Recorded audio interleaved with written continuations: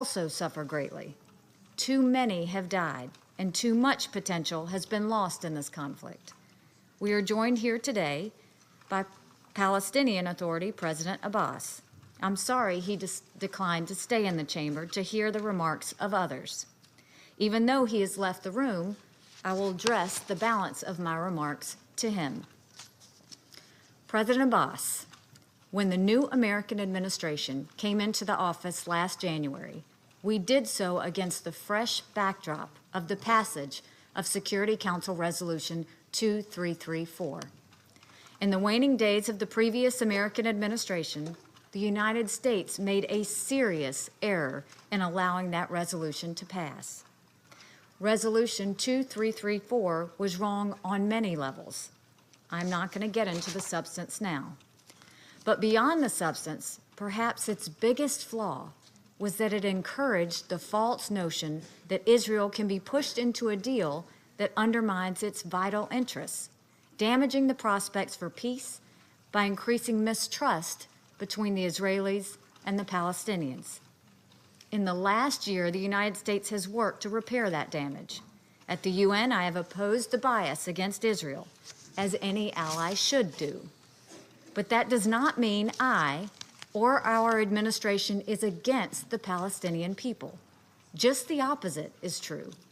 We recognize the suffering of the Palestinian people, as I have recognized here today. I sit here today offering the outstretched hand of the United States to the Palestinian people in the cause of peace. We are fully prepared to look to a future of prosperity and coexistence. We welcome you as the leader of the Palestinian people here today. But I will decline the advice I was recently given by your top negotiator, Saeb Erekat. I will not shut up. Rather, I will respectfully speak some hard truths. The Palestinian leadership has a choice to make between two different paths. There's the path of absolutist demands, hateful rhetoric, and incitement to violence. That path has led and will continue to lead to nothing but hardship for the Palestinian people. Or there's the path of negotiation and compromise.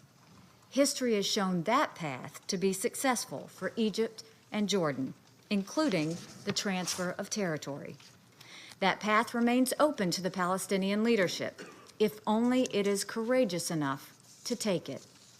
The United States knows the Palestinian leadership was very unhappy with the decision to move our embassy to Jerusalem.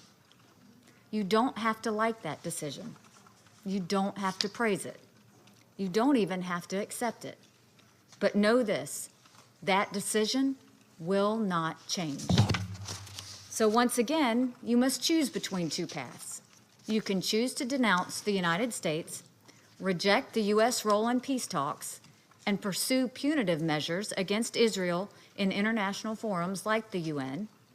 I assure you that path will get the Palestinian people exactly nowhere toward the achievement of their aspirations. Or you can choose to put aside your anger about the location of our embassy and move forward with us toward a negotiated compromise that holds great potential for improving the lives of the Palestinian people. Putting forward old talking points and entrenched and undeveloped concepts achieves nothing. That approach has been tried many times and has always failed. After so many decades, we welcome new thinking. As I mentioned in this meeting last month, the United States stands ready to work with the Palestinian leadership. Our negotiators are sitting right behind me, ready to talk. But we will not chase after you. The choice, Mr. President, is yours. Thank you. مندوبة الولايات المتحدة على كلمتها وأعطي الكلمة. I think